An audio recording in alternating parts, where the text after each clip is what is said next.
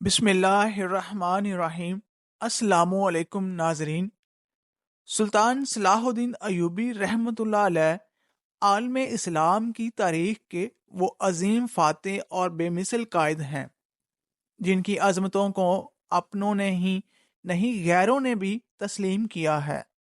دنیا کی تاریخ سلطان ایوبی کے تذکرے کے بغیر ادھوری ہے۔ جہاں تک اسلامی تاریخ کا تعلق ہے، میرے خیال میں مسلمان بادشاہوں میں سے شاید ہی کسی کو اتنی عظمت، مقبولیت اور محبوبیت نصیب ہوئی ہو جتنی سلطان کو۔ سلطان صلاح الدین ایوبی ہر اسلامی مجاہد کے لیے اسوہ ہیں، ہر مسلمان قائد کے لیے ایک نمونہ ہیں۔ ایوب کے ہاں یوسف کی ولادت کو 9 ماہ ہوئے کہ نجم الدین کی اہلیہ امید سے تھیں۔ اس دوران اس نے ایک عجیب خواب دیکھا تھا۔ کوئی کہہ رہا تھا، ترجمہ: بلا شبہ تیرے حکم میں اللہ کی ایک تلوار ہے۔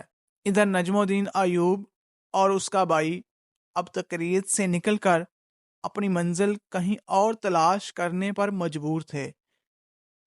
وہ عہدوں سے معزولی کا حکم نامہ وصول کرنے کے بعد اپنا ساز و سامان لپیٹ کر نہایت دل شکستگی کے عالم میں کسی نامعلوم ٹھکانے کی طرف روانگی کی تیاری کر رہے تھے کہ انہیں ایک خوشخبری ملی۔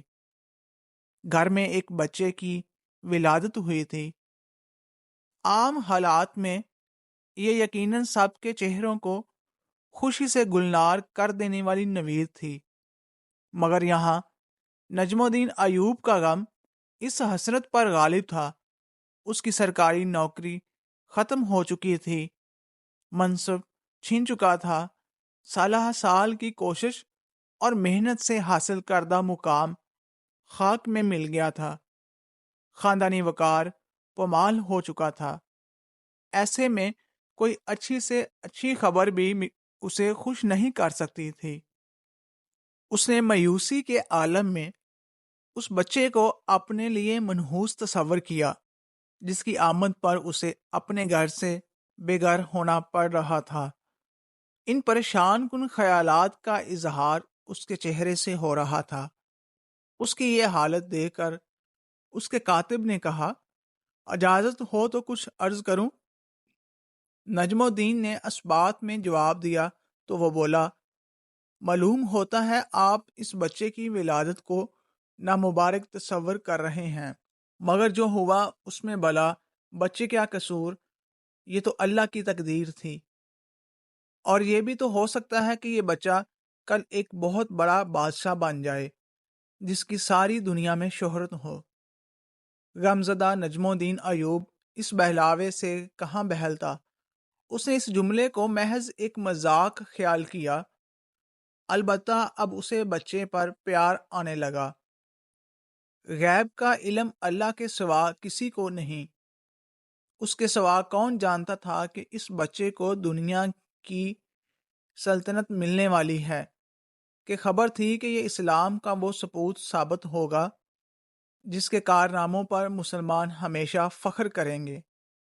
یہ ایسا بادشاہ ہوگا جس کی شہرت تا قیامت رہے گی۔